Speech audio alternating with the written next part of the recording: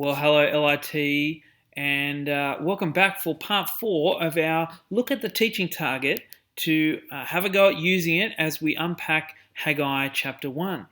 Now, we're up to our supporting ideas, and these are the things that build up, that give evidence for why we've got our big idea right. Now, if we can't come up with supporting ideas, then we need to rethink our big idea because we've probably missed the main point of the passage.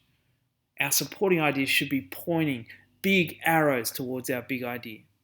The first one I've got here remember our big idea is that we should not neglect the Lord, but instead live for Him in obedience and fear.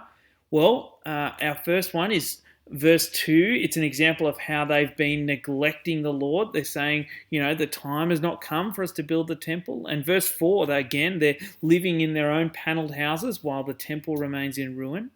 Our second supporting idea is verse 5 and 7. God says, give careful thought to your ways. Think about what's happening. Think about what's going on. There's drought and things are going wrong. Why? Because I'm trying to get your attention. I want you to fix your priorities, throw off your apathy, and get back to building the temple.